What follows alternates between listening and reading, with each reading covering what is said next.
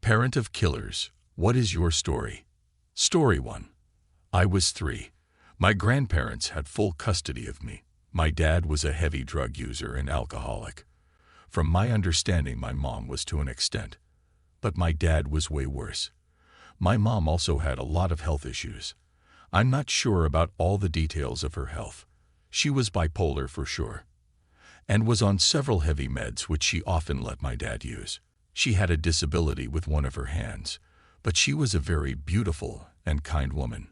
She was the kind of person if she had $10 and went to the store, everyone was gonna get something when she got home. My dad killed her one night. Not sure the story of that. All I know is that he chopped her up partly. Couldn't fully dismember her, but he tried. I think he got her head partly off and an arm, and made a big gash from hip to hip. He hid her in our trailer closet for 3 days. My grandpa eventually suspected that it happened, and called the cops. According to neighbors, the next day he came over and drank beer and watched football, and didn't even seem to be a changed person at all. I'm now 21. My dad is gonna be serving at least another 8 to 10 years in prison. He had the chance for parole after 15 years and was denied. But he could serve his whole life. Up until I was 18. I could and did visit him. I didn't really like to. But I did it to make my family happy. I didn't know how to feel about him. And still don't tell. I had my visitation rights taken away at 18 since I was a victim of his crimes. I could have it overturned, but not really wanting to honestly. He only calls when he wants money. Gets well over $1,000 a year from my grandma. I was lied to and told it was basically an accidental death until I Googled my dad's name when I was 11. I didn't speak to him for over a year, and it was right before Christmas too. My first memory is seeing my mom's gray-blue closed casket. Story 2. Not me, but my mother was in a relationship with a serial killer/pedophile. In the early to mid-80s, my mom started dating this guy. She already had my older sister with another man. New boyfriend was a doting stepdad. They lived in Las Vegas. My mom ran Keno and he was a card counter. She'd helped disguise him because he was blacklisted from most casinos for the aforementioned card counting. I came along. They continued to be the happy little super dysfunctional family until the FBI grabbed my mom from work and interrogated her for hours about him. He's a rapist/pedophile/murder. My mom didn't know. She dabbled in low-level criminality, but not that stuff. Splits town with us kids. Gets back with older sister's dad. I grow up not knowing this until I'm 14 and my parents divorce, and dad asks for a DNA test for me and I'm floored. Your dad isn't your dad. It's actually this evil man who's on death row. My mom's a huge drunk and drug addict. She can't even speak to me about this without a full-fledged mental breakdown. So everything I know is spotty. She passed away 4 years ago. I'm going through her stuff and find some letters from the History Channel contacting her to participate in a documentary about him. One thing that chills me to my core, he used to call her his first victim's name during sex. She swore she never knew until after the fact, and I believe her. Story 3. My stepson killed one of his bullies in high school. He has a cleft palate, and it's a pretty bad one. All his life he's been bullied for it. His mother and I have done everything we could to stop the bullying, but it never ceased. We contacted administrators, moved, switched schools, tried everything. Eventually, we decided on an online homeschooling program. Unfortunately, one of his bullies from his last school knew where we lived. He'd come by and taunt my stepson regularly. My wife and I were never around because the kid would come while we were working. One day, after my son tried ignoring his previous taunting, the bully figured it must have been a good idea to break in and find him. He threw a brick through our back window, which was in the guest bedroom, and proceeded to attempt to enter. Now, I partially blame myself for what happened next. My son never knew his real father, and so since I've come in, I've done everything in my power to fill in. And we grew pretty close. I ended up trusting him enough to tell him where I kept my gun. Seeing as how his mother and I worked so often, I wanted him to be able to protect himself if anything were to happen if we were gone. So he grabs my gun, opens the door to where the bully was, and shoots him in the chest twice. He died before the ambulance reached the scene. My son was never charged for anything, as there was obvious evidence of a forced entry, and the neighbors claimed that the bully repeatedly said he was going to kill my son when he got inside. This happened almost 10 years ago, when my son was 15. He's been to so many different psychologists and therapists since then. Something in him changed that day, like he blamed himself. For years, he tried to isolate himself from the world. He became a heavy alcoholic and even attempted suicide. He blames himself for taking another human's life, even though he knows he was in danger. Seeing what happened to my boy, it's heartbreaking. I sold the gun, never got another one. To this day, he still has that look of grief and guilt in his eyes. I'm starting to believe no amount of tears will ever wash it away. Story 4. Nephew to a killer. My grandmother raised her 6 children in the 1950s and 60s, primarily solo.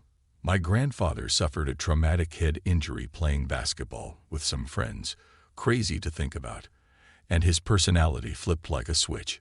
He became aggressive, impulsive, and abusive, so my grandma gathered my dad and his siblings and fled across the state to live with her sister and her sister's growing family in rural Missouri. My grandmother and her 7 children lived in my great-aunt's small attic space for a while as my grandmother secured a couple of jobs to keep her family afloat. She eventually saved up enough money to buy them a small 2-bedroom home in that same town. My eldest uncle bought the home from her and lives there now. It's a wonder how they managed to live in such a small space with 7 people. It is hardly big enough for just one. She lived in that home well after her children had moved out. My uncle that killed someone was the 3rd oldest, my dad the 3rd youngest, so they were pretty close in age. My uncle had 2 children with his wife.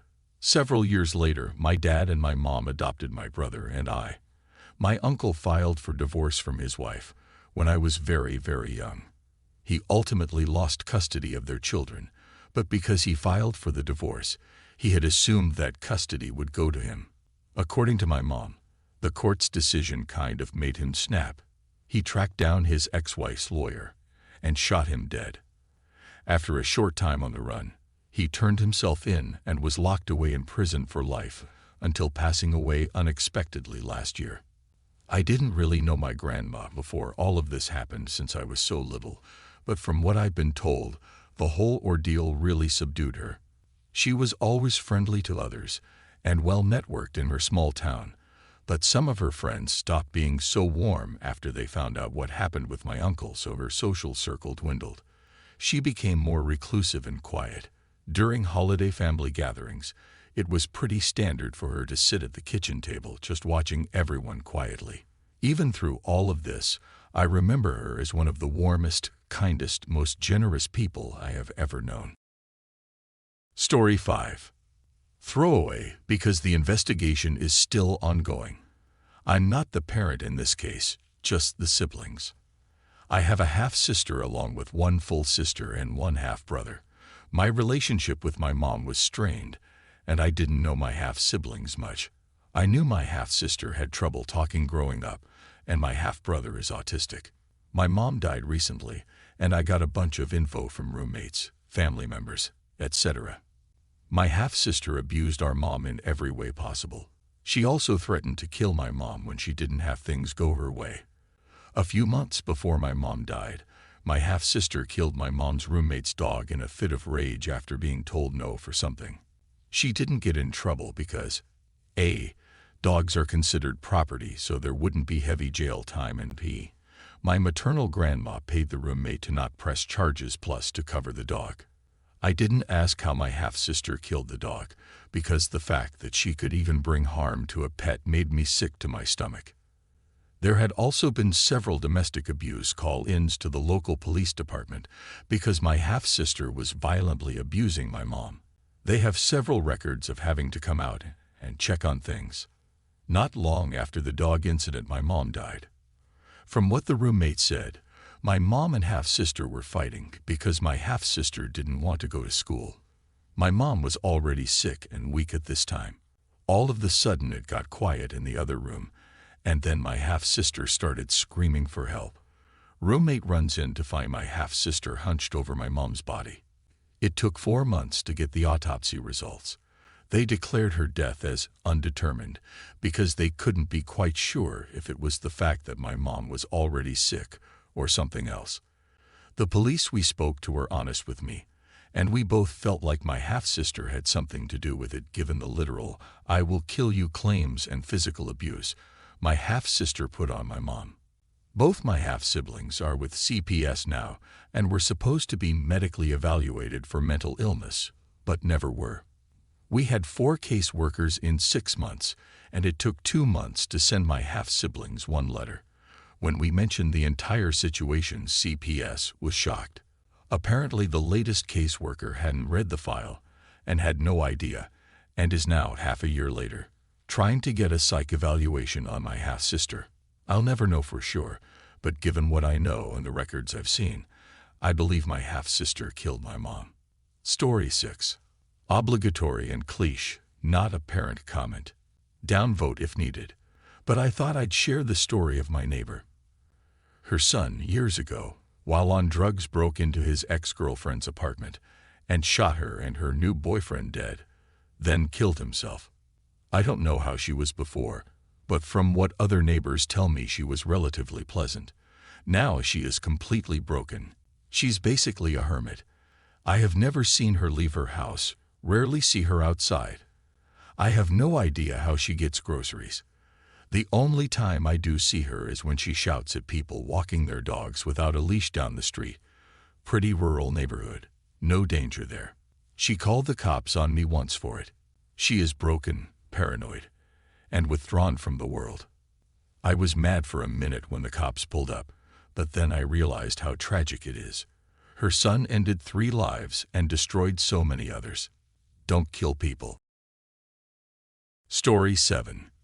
Throwing away. My wife saw me crying reading this thread and thought it might help to share the story. It wasn't my child, but my dog who murdered a young child. Standard, nicest dog in the world, never saw this coming statement.